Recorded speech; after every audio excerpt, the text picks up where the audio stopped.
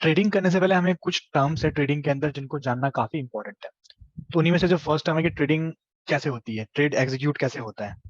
Trade execute होने के लिए जो सबसे इंपॉर्टेंट रहता है कि कोई एक पर्सन विलिंग होना चाहिए, जिसको हम कहते हैं बायर, जो किसी स्टॉक को खरीदना चाहता है। साथ साथ जब कोई स्टॉक को कोई खरीदना चाहता है तो उसके साथ उसके सामने एक सेलर भी होना चाहिए जो स्टॉक को बेचना चाहता है। तो अगर हम यहाँ पे एक एग्जाम्पल लें, और यहाँ पे अगर हम एग्जाम्पल में देखें कि अगर हम रिलायंस का एग्जाम्पल लेते हैं कि कोई एक पर्सन है जो रिलायंस के स्टॉक को बाय करना चाहता है, सिंगल स्टॉक को बाय करना चाहता है, तो उसके सामने एक अपोजिट में एक पर्सन होना चाहिए जो रिलायंस के स्टॉक को सेल करना चाहता है। तो जहां पे ये दोनों जो पर्सन है, अगर ये यहाँ पे एक दूसरे के साथ एग्री की होते हैं कि मेरे को, सपोज अगर हम यहाँ पे केस में देखें, इस केस में अगर दोनों के दोनों एग्री होते हैं कि हमें 1000 रुपए में जो है अपना ट्रांजेक्शन कंप्लीट करना है, इसको 1000 रुपए में खरीदना है और उसको 1000 रुपए में बाय करना है, तो यहाँ पे क्या होगा, एक ट्रेड एग्जीक्यूट हो जाएगा, एक सिंगल ट्रेड कंप्लीट हो जाएगा। तो इसको हम कहते हैं एक सिंगल ट्रेड। अगर यहाँ पे इसको 10 स्टॉक लेने होते और इसको अगर 10 स्टॉक सेल करने होते तो भी हम इसको सिंगल ट्रेड ही कहते हैं। और इन ट्रेड को लेटर ऑन हम जानेंगे कि इसको हम वॉल्यूम से रिप्रेजेंट करते हैं। चार्ट के अंदर इनको हम वॉल्यूम से रिप्रेजेंट करते हैं। तो अगर दिन में एक ट्रेड हो रहा है तो वहां पे सिंगल वॉल्यूम रहेगा। अगर दिन में 1000 ट्रेड हो रहे हैं, सपोज ऐसे ऐसे अगर 1000 ट्रेड्स हो रहे हैं, तो उनको हम उस दिन का जो पर्टिकुलर वॉल्यूम रहेगा वो रहेगा 1000। और जिस प्राइस पे ये ट्रेड एग्जीक्यूट होता है उसको हम कहते हैं CMP, current market price. Suppose आपने 1000 पे परचेज किया, उसके नेक्स्ट मिनट किसी ने 1000.5 पे अपना ट्रेड कंप्लीट किया। इसका मतलब किसी ने 1000.5 पॉइंट पे कुछ स्टॉक्स को बाय किया और एट द सेम टाइम किसी ने 1000.5 पे कुछ स्टॉक्स को सेल किया। इसका मतलब जो नेक्स्ट करंट मार्केट प्राइस हो जाएगा वो हो जाएगा 1000.5। उसके नेक्स्ट मिनट अगर किसी ने 1000.8 पे एग्जीक्यूट किया तो इसका मतलब करंट मार्केट प्राइस जो है अब 1000.8 हो चुका है। और इस तरीके से जब पूरे दिन भर का जो प्राइस चार्ट रहता है, जो हमारे इंडियन मार्केट रहते हैं 9:15 पे ओपन होते हैं, और जो हमारे मार्केट क्लोज होते हैं इंडिया में वो होता है 3:30 पे शाम को। तो कह सकते हैं हमारे जो मार्केट रहते हैं वो 6 आवर्स 15 मिनट्स के आसपास ओपन रहते हैं। तो इसके दौरान जैसे प्राइस, अगर हम टाइम फ्रेम ले रहे हैं सिंगल डे का, अगर हमारा टाइम फ्रेम जिसको मैं TF से यहाँ पे डिनोट कर रहा हूँ वो है डे का, तो हम क्या कर रहे हैं, एक डे को कंसीडर कर रहे हैं, उसके अंदर की प्राइस मूवमेंट को हम देखना चाह रहे हैं।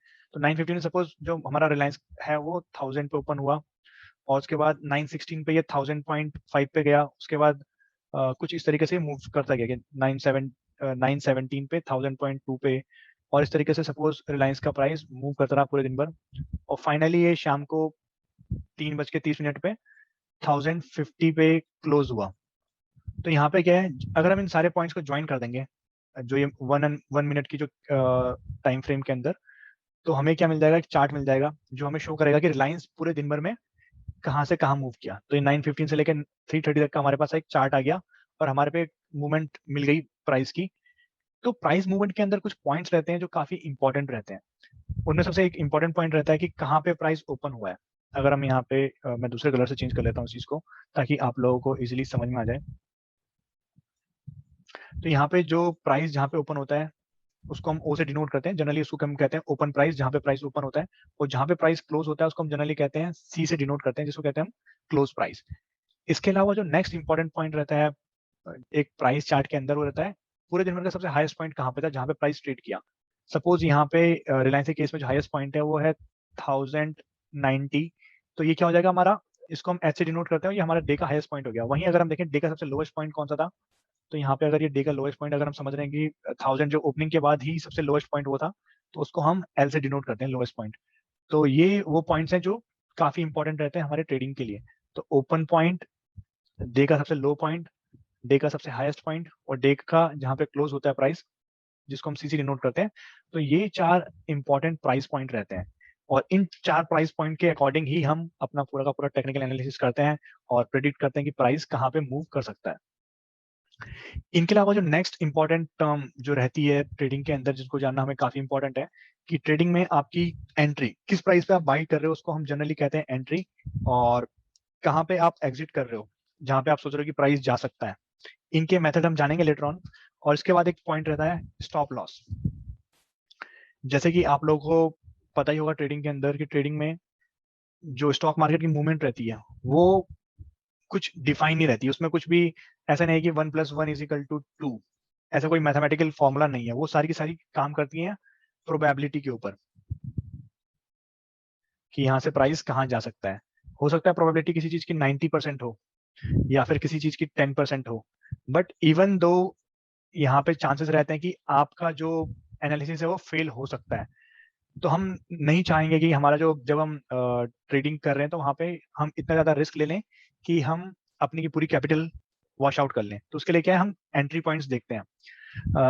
एक सिंपल चीज मैं आपको जैसे ग्राफ में यहाँ पे बता देता हूँ, इस चीज को हम आगे टेक्निकल में भी जानेंगे रियल चार्ट के ऊपर। सपोज ये रिलायंस का चार्ट है और यहाँ पे ये 1000 पे ओपन हुआ और उसके बाद प्राइस कुछ इस तरीके से गया, यहाँ पे 1005 है यहाँ पे और ये 1003 है। सपोज आपने सोचा, आपने यहाँ पे अपना एनालिसिस करा, जो हम आगे देखेंगे, आपने यहाँ पे एनालिसिस करा कि यहाँ पे हम बाय करेंगे जैसे ये 1005 को क्रॉस करता है और उसके बाद प्राइस आपका जो वो है टारगेट है कि यहाँ से ऑलमोस्ट प्राइस है 1010 तक जा सकता है। तो ट्रेडिंग के अंदर हम क्या करेंगे, यहाँ पे अगर हम एंट्री ले रहे हैं, जिसको हम जनरली ई से दिखा रहे हैं, यहाँ पे 1000 पे आपने एंट्री लिया, ओके, और उसके बाद अगर हम सोच रहे हैं कि हमारा जो यहाँ पे 1010 तक जा सकता है, तो हमारा टारगेट हो जाएगा ऑलमोस्ट 1010। और यहाँ पे एक स्टॉप लॉस हम रखते हैं कि अगर हमारा एनालिसिस गलत हुआ और इन केस अगर प्राइस यहाँ से रिट्रेस करके नीचे आ गया, इस चीज को मैं किसी और कलर से दिखा देता हूँ। अगर सपोज यहाँ से प्राइस जहाँ पे आपने लिया उसके बाद नीचे आ गया, तो कुछ एक पॉइंट के बाद तो आपको इस ट्रेड से बाहर निकलना पड़ेगा, क्योंकि अगर आप इस ट्रेड में बैठे रहोगे तो हो सकता है कि यहाँ से ये 1005 से जाके 800 भी जा सकता है। तो यहाँ पे इस केस में आपका जो लॉस होगा वो होगा 205 पॉइंट का लॉस होगा अगर यहाँ पे जाके आप बंद करते हो। तो यहाँ पे क्या, अपने लॉस को लिमिट करने के लिए या फिर अपने लॉस को कम करने के लिए हम क्या करते हैं कि स्टॉप लॉस रखते हैं कि इस पॉइंट के बाद अगर प्राइस गया नीचे तो इसका मतलब जो हमने एनालिसिस किया है वो गलत है और मार्केट ने हमें रॉन्ग प्रूव किया है, तो हम वहाँ पे क्या अपना स्टॉप लॉस लेके इस ट्रेड से बाहर निकल जाते हैं। तो उस पॉइंट को हम कहते हैं स्टॉप लॉस। और सपोज जैसे इस केस में अगर हम स्टॉप लॉस रख रहे हैं अपना, यहाँ पे 1003 हमारा स्टॉप लॉस है।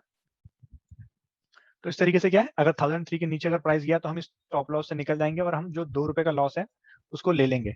तो यहाँ पे जो ट्रेडिंग के अंदर हमें सबसे मेन चीज सीखनी होती है कि हम जब हम प्रॉफिट कर रहे हैं तो उस टाइम पे हमारा प्रॉफिट कितना हो रहा है, 1005 से 1010 जा रहा है, इसका मतलब 5 रुपए का प्रॉफिट हो रहा है।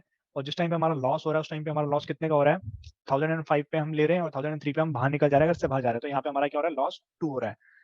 तो इस तरीके से क्या हमारा रिस्क टू रिवॉर्ड बनता है कि अगर आप कितने प्रॉफिट के लिए कितना लॉस लेने को तैयार हो रहे हो। यहाँ पे क्या आप 5 रुपए का प्रॉफिट के लिए 2 रुपए का लॉस लेने को तैयार हो रहे हो, तो यहाँ पे क्या आपका रिस्क टू रिवॉर्ड ऑलमोस्ट 2.2 है।